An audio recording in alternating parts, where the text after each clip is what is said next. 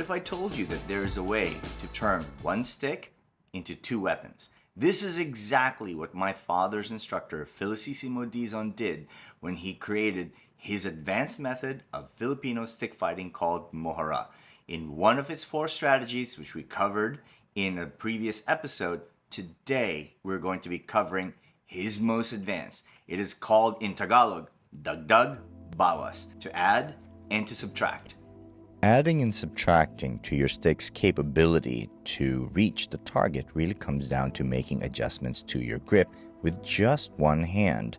I want you to really take note of this as you flow with the stick because it's relatively easy to do. Establish a flow and a cadence so that you're looking to make these changes without interrupting it. You can index it off your body and proceed with your flow, and you can go ahead and index it on your body again and continue to proceed.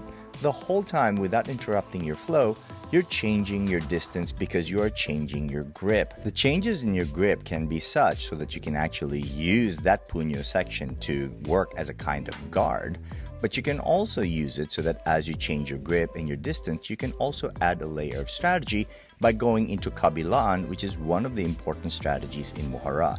So as you flow, that's one kind of distance, but then note, as I make this change in my puño over here, I'm now also going to change the distance with a single grip switch, which is completely unnoticeable to the partner because your focus is on uninterrupted flow while making changes in your grip and changes in your strategies, whether that is kabilaan, dalawahan, or dulo sa dulo. These changes in strategy does not interrupt your flow in the slightest. It gives you unlimited opportunity to make changes in distance and changes in grip with one hand. This one is called kalahati. Kalahati in Tagalog means half. That's a side view of an extreme change in grip and also an extreme change in distance. A front view. So here's a normal grip in Mohara. Then all of a sudden, we make a switch grip, and when we make that switch in dagdag bawas, I have added distance without interrupting my flow. Then all of a sudden, you don't know what just happened, and I changed the grip again, so now the distance is shorter. These types of subtle changes is what allows me to layer it with the other strategies in Mohara. For instance, with this particular position, not only am I blocking, I'm also switching hands now. And by switching hands, I've also changed the distance. This is what makes this kind of training, this kind of Filipino stick fighting, absolutely mesmerizing. One, when you're on the receiving end of it, because you're not really sure what's happening. But then on the other hand, as a practitioner, it really creates practice that allows you to improve your manual dexterity, your sense of connection with the stick that you are using, but also the ability to mix and match these strategies so that you're actually mastering the distance of the fight.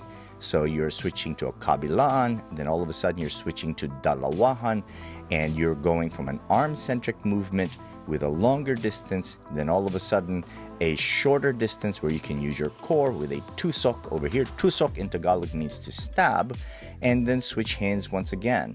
This is a great practice, at least for me when I do it, because it improves my manual dexterity.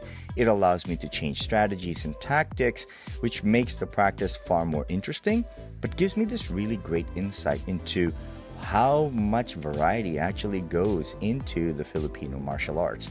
This is a very good example of one where the entire stick actually acts both as offensive and defensive weapon, because one part of the stick actually covers my limbs as I receive a strike, and then another part of it actually gives me offensive opportunities because I can now switch to the other side if I so want. The manual dexterity and kinesthetic awareness necessary to use the stick in this manner can also be found in the practice of the Filipino balisong.